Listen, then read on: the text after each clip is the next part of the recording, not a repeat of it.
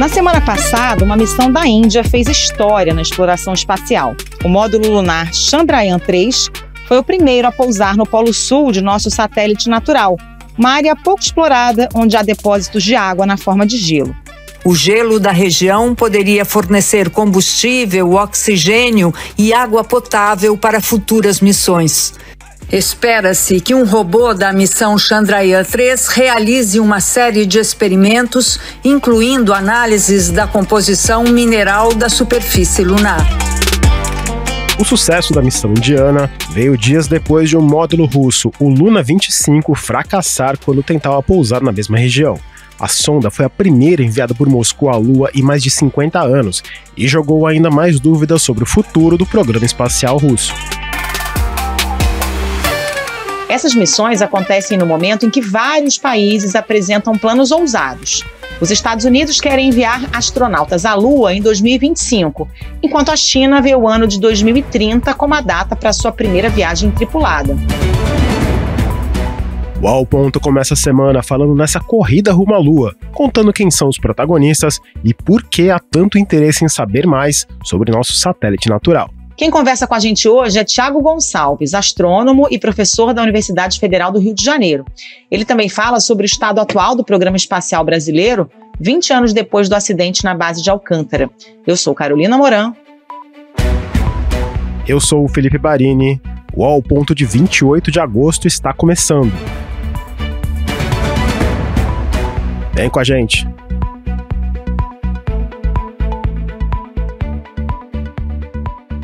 Thiago Gonçalves, muito bem-vindo ao Ponto, começando essa semana. E a gente fala desse pouso do módulo lunar indiano Chandrayaan-3 no Polo Sul da Lua, 4 anos depois de uma tentativa fracassada também da Índia de fazer esse pouso. Por que esse feito do programa espacial indiano está sendo considerado histórico pelo mundo?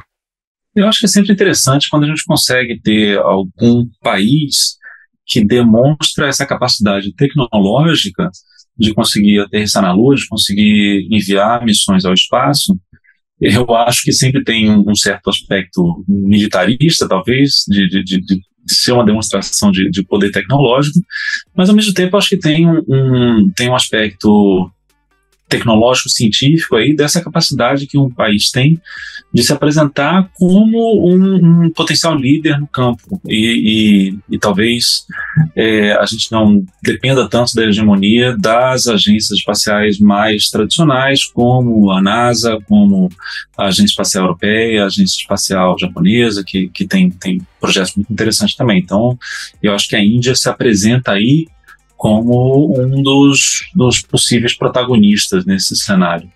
Tiago, caso esse módulo indiano descubra que há água em quantidades consideráveis, como é que isso pode impactar planos futuros de exploração espacial? A Lua pode se tornar uma espécie de ponto de parada antes de viagens mais distantes? Eu acho que existe muito um imaginário popular ao redor dessa possibilidade de exploração espacial.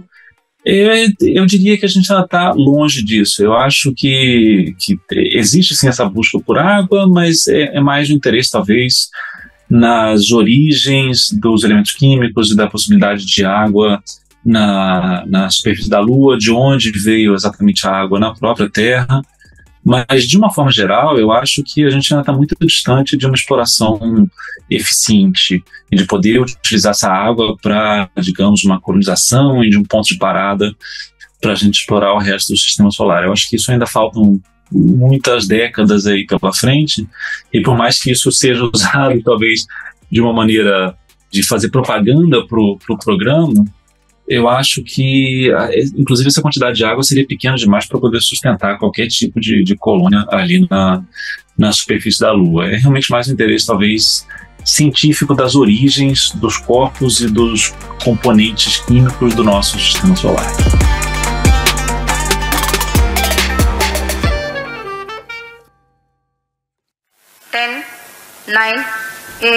A missão decolou da Índia em 14 de julho e o país se tornou o quarto a realizar um pouso controlado na superfície da Lua.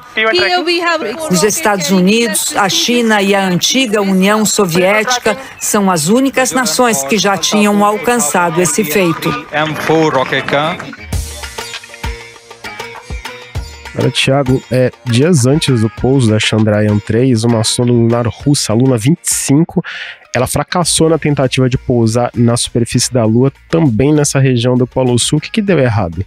É difícil dizer. Eu acho que eu sei que tem missões que deram errado, mas são várias possibilidades, são várias coisas que podem dar errado quando você faz uma missão dessas, em particular quando você está querendo aterrissar, porque precisa ter o controle de conseguir fazer de alunizar, né, de chegar com a sua missão na superfície da Lua, eventualmente de outro corpo futuramente, Marte, etc., e de missões que a gente já enviou para a superfície de Marte também, mas é sempre um desafio grande porque você precisa calcular muito bem a sua velocidade de entrada, você precisa ter certeza de que a sua nave essencialmente não vai se espatifar naquele solo e conseguir entregar toda a parte técnica da missão para a superfície daquele corpo. Então você tem todo um cálculo que deve ser feito aí, de você conseguir chegar lá e conseguir não bater e destruir a sua nave no processo. Pois é, a lista de missões fracassadas à Lua é bem extensa, né? Por que é tão difícil pousar essas pequenas naves e sondas na superfície lunar e especificamente no Polo Sul da Lua? A Índia acabou sendo o primeiro país a conseguir fazer um pouso especificamente nessa área, né? Por que é tão complicado? Pois é, porque existem vários desafios aí, né? Você tem, primeiro, a questão da própria órbita, de você conseguir calcular o uso do combustível e conseguir aterrissar de maneira eficiente, ou alunizar, enfim. E você precisa ter certeza de que todos os componentes estão funcionando bem.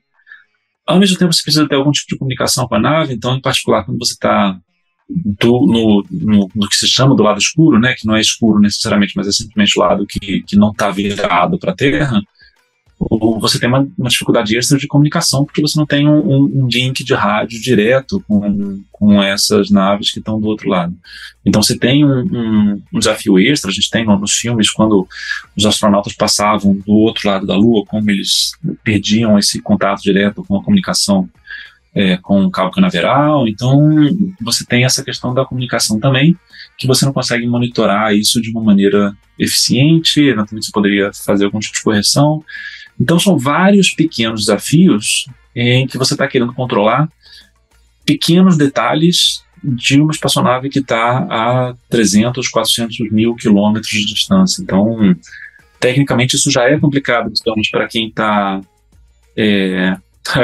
controlando uma nave aqui na Terra, né? Para quem está fazendo digamos, pousando um avião.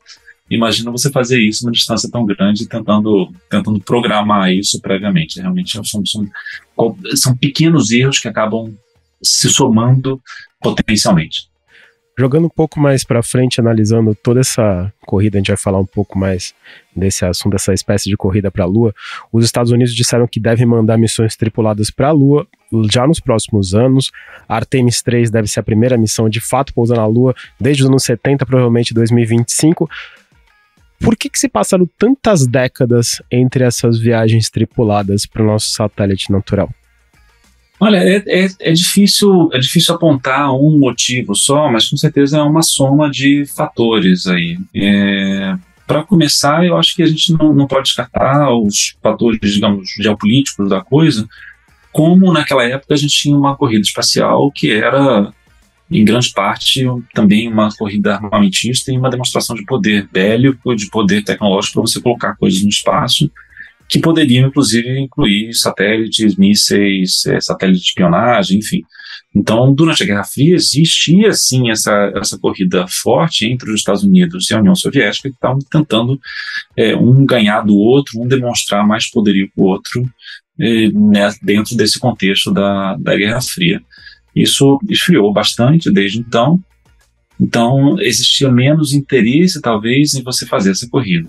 E eu acho que, às vezes, falando de novo desse imaginário popular, tem muita gente que fala da exploração, em particular das explorações tripuladas, tanto a Lua e mais para frente, digamos, até para Marte, se fala muito disso, mas muitas vezes o retorno científico dessas missões não é tão grande. É um investimento muito alto, é muito mais difícil mandar uma missão tripulada do que um robozinho, então é sempre muito mais caro fazer isso, mas ao mesmo tempo o retorno científico não é tão grande, é mais uma questão de você demonstrar que você tem essa capacidade tecnológica de colocar o ser humano no espaço, de você conseguir levar ele para a Lua, por exemplo, mas não necessariamente tem um retorno tão grande. Eu acho que isso eu vejo como um retorno de uma nova corrida, onde aí não necessariamente a gente tem uma corrida entre governos, mas a gente começa a ter uma corrida até entre empresas que estão querendo fazer essa demonstração de poderio também, em grande parte para aumentar o valor das ações e conseguir vender mais do que os seus concorrentes. E aí com novos atores, né? Se lá nos anos 60 a gente via disputa entre Estados Unidos e União Soviética, agora estamos falando aqui de uma sonda indiana. A China também lançou em maio um programa de exploração da Lua que prevê missão tripulada até 2030. A lista de países que querem fincar um pé na Lua é longa. A gente deve ver uma intensificação dessa disputa espacial e econômica entre países? Eu acho que sim. Eu vejo isso, eu vejo que existe esse interesse em demonstrar esse poderio, mas eu ainda sou muito cético no que diz respeito à capacidade de realmente disso gerar algum retorno imediato. Inclusive se fala assim de exploração econômica e de mineração no espaço. Eu sinceramente acho que a gente já está muito longe disso. Sim, essa corrida vai se intensificar, mas talvez a gente vê a China desde algumas décadas, inclusive tentando demonstrar esse crescimento tecnológico, científico. A China hoje é uma potência mundial nessa área. Eu acho que isso acaba sendo uma demonstração, sim, de poder, de mostrar o quanto que a China conseguiu avançar desde a década de 90, digamos, e como ela continua crescendo. E acho que a Índia agora entrou também nesse cenário. Então, muito pouco se fala, talvez, dos outros interesses, por exemplo, o interesse militar, que tem muito a ver, mesmo na astronomia. Quando a gente manda um satélite como o James Webb para o espaço, existe toda uma tecnologia por trás daí também que é diretamente relacionada ao lançamento de mísseis e foguetes bélicos. Então eu acho que isso talvez não apareça tanto nos jornais, mas é algo que a gente deve sempre levar em conta quando a gente está falando de exploração espacial, e como tem um investimento altíssimo nesse complexo industrial militar, né, que em grande parte está relacionado ao mesmo tipo de desenvolvimento tecnológico, que é o que coloca essas missões tripuladas no espaço. Então, um exemplo disso foi na semana passada que a Coreia do Norte lançou sem sucesso um satélite de observação militar. Também está tentando entrar nesse clube e, no caso, com finalidades supostamente militares, né? Exatamente, eu acho que é uma coisa muito parecida, mas eu colocaria meu dinheiro, se eu fosse apostar em alguém. Eu acho que a China, em particular, é realmente um país que está crescendo muito. Eles estão investindo muito em diversas frentes, eles são líderes na ciência e na tecnologia hoje mundiais, e eu acho interessante a gente ver. Claro, eu me considero pacifista, fico preocupado com o aspecto militar da coisa, mas eu acho interessante ver também como a Índia, nesse último caso, ela está demonstrando esse crescimento, ela está aparecendo mais, e eu acho interessante pensar que países que são tipicamente excluídos desse cenário, né, estão aparecendo também como atores importantes. Então eu acho que, ao mesmo tempo que tem essa preocupação, eu fico animado em pensar o que a Índia pode trazer de novo. A Índia também está crescendo, quem sabe a Índia não vai seguir o caminho que a China já seguiu há algum tempo, então seria interessante a gente poder ter todos esses caminhos de viabilizar uma expansão tecnológica, que isso, sim, a exploração do sistema solar tem muito a ver com astronomia, tentar entender como os corpos se formam. Eu acho que esses países podem, sim, contribuir muito com essa parte de exploração científica e de descoberta.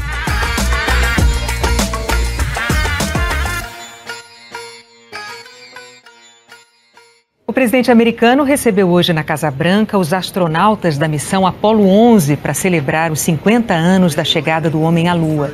Buzz Aldrin, Mike Collins e a família de Neil Armstrong, que morreu em 2012, conversaram com Donald Trump sobre o futuro da exploração da Lua e de Marte. Tiago, nos últimos anos, a gente viu muitos discursos e planos sobre uma possível viagem a Marte. Tivemos promessas do ex-presidente americano Donald Trump, muitas entrevistas do bilionário Elon Musk, não sei o quanto dá para levar o Musk a sério, mas enfim. O quão distante a gente está de ver uma missão tripulada, seres humanos em Marte? Eu acho que a gente está muito longe ainda. Existe toda uma série de desafios que a gente não comenta muito quando a gente fala dessa exploração e de colonizar Marte, enfim. Eu acho que tudo isso ainda está muito longe de acontecer, ainda é um projeto muito caro com um retorno pequeno, então é difícil inclusive pensar em quem vai investir nisso, e eu acho que mesmo o Musk não consegue fazer isso sozinho. Mas ao mesmo tempo é importante lembrar que enquanto ele está vendendo essa ideia de chegar a Marte, ele está financiando um projeto de foguetes na SpaceX, que é um projeto de sucesso, mas ao mesmo tempo tem um interesse econômico por trás muito forte. Então ele está entrando de cabeça na área de telecomunicações, lançamento de satélite. Os astrônomos todos odeiam os satélites de comunicação do Starlink, porque eles atrapalham todas as nossas observações aqui do solo da Terra. Então, tem um interesse econômico por trás enorme, que vai muito além desse sonho que pode parecer humanista de querer levar a população humana para outros planetas. Mas, enquanto isso, tem muito dinheiro sendo gerado, e aí eu não vou dizer que só o Musk, não. A gente vê a Amazon, a gente vê outras empresas gigantes que estão investindo nessa área também, em grande parte porque tem um dinheiro enorme na área de telecomunicações, de levar a internet por satélite, e realmente tem muito dinheiro por trás. Então, eu acho que é muito difícil desvincular essas coisas do que podem parecer mais um sonho tecnológico, que a gente, na minha visão, ainda está muito distante, mas desvincular isso de um interesse econômico desses conglomerados que estão querendo vender e valorizar suas ações. Voltando um pouquinho mais para perto da nossa atmosfera, a gente está há pouco mais de 7 anos do fim da validade da Estação Espacial Internacional. A China já tem a sua própria estação, a Tiangong, em órbita desde 2022, e a Rússia disse que vai abandonar a ISS no ano que vem, em meio a essas tensões relacionadas à guerra na Ucrânia. Diz que também quer lançar uma estação espacial própria. Além das visitas da Lua, a nossa órbita também deve ficar cada vez mais povoada? Talvez. Eu acho que é difícil de prever isso. Lembrando, essas missões são caras, tem um interesse científico, mas lembrando, em geral não é um interesse científico que guia isso primariamente, tem outros interesses militares e econômicos por trás. Então eu acho que depende desse retorno, né? E se em particular nessa área de economia, será que isso vai gerar o retorno que os governos esperam do ponto de vista militar? Eu tenho as dúvidas. Eu acho que é possível sim. Eu acho que a China, de novo, está querendo demonstrar um certo poderio fazendo isso. Do ponto de vista científico, tem um possível impacto positivo. Eu acho que toda a capacidade de colocar laboratórios no espaço, em gravidade zero, ou em microgravidade, no caso, tem muita perspectiva interessante de ciência que pode sair disso. Eu acho que isso está vinculado a tudo que a gente está conversando aqui sobre essa nova corrida espacial, onde tem uma mistura aí de governos e empresas privadas concorrendo para conseguir chegar mais longe. Eu acho que é difícil prever isso, em particular no que diz respeito às estações espaciais. O que eu acho que vai ficar muito povoado, sim, é a nossa órbita em função desses pequenos satélites de comunicação. Isso são dezenas de milhares que estão planejados e estão sendo lançados, e isso é inclusive um fator de preocupação para muita gente, não só para os astrônomos, como eu falei antes, mas para a questão de astronomia cultural, da relação dos povos e do ser humano com o céu noturno, como isso pode sair prejudicado. Então, eu me preocuparia antes, talvez, com os satélites de comunicação do que necessariamente com as estações espaciais tripuladas. 21 engenheiros e técnicos estavam na base realizando os ajustes finais para o lançamento do foguete VLS-1 V03, previsto para dali a 3 dias. O objetivo da missão era enviar para o espaço o primeiro satélite brasileiro. A ignição prematura de um dos motores provocou a explosão. Tiago, na semana passada, o maior acidente da história do Programa Espacial Brasileiro completou 20 anos, né? O acidente da base de Alcântara, no Maranhão. Queria te ouvir um pouco sobre o atual estado das atividades espaciais aqui no Brasil. A gente sempre ouviu falar que o Brasil tinha uma localização geográfica privilegiada, com uma base ali próxima ao Equador, mas é uma coisa que nunca deslanchou. Há perspectiva de participação do Brasil em alguma dessas iniciativas presentes e futuras, talvez até em parceria com outros países e com outras agências? Olha, a perspectiva sempre existe, né? Eu acho que é uma questão de investimento e priorização. E de novo, eu acho que o Brasil tem que pensar na sua soberania, digamos. Eu acho que a localização geográfica definitivamente é muito favorável, mas para a gente ter um programa espacial robusto, a gente precisa ter investimento. E eu acho que, em particular, nos governos passados, a gente viu como o investimento científico foi minguado. Mesmo com um ministro astronauta, o investimento para a ciência que a gente teve foi muito pequeno. E existe alguma perspectiva assim, de que isso melhore nos próximos anos. Eu acho que os sinais, muitos dos sinais são favoráveis. Eu acho que a gente tem que continuar cobrando do governo que esse investimento em ciência geral no Brasil seja recuperado. E se esse investimento existir, aí sim a gente pode pensar em um programa espacial, em parcerias com as agências espaciais internacionais, que possa levar a um programa espacial que leve, inclusive, naves próprias brasileiras para o espaço.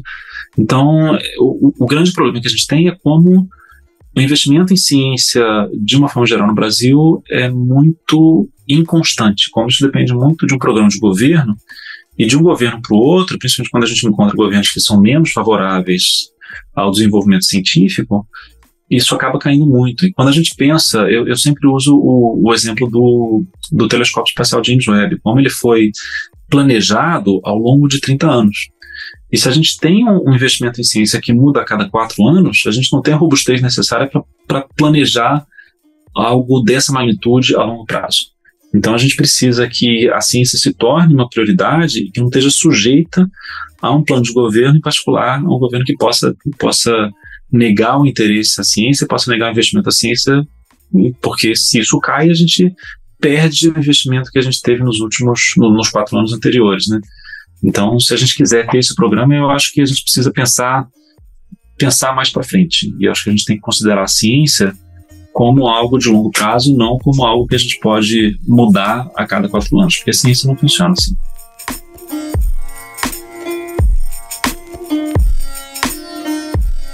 Tiago Gonçalves, obrigada pela participação. Um bom trabalho para você. Muito obrigado, Tiago. Volto sempre aqui ao ponto. Ok, obrigado. Até a próxima.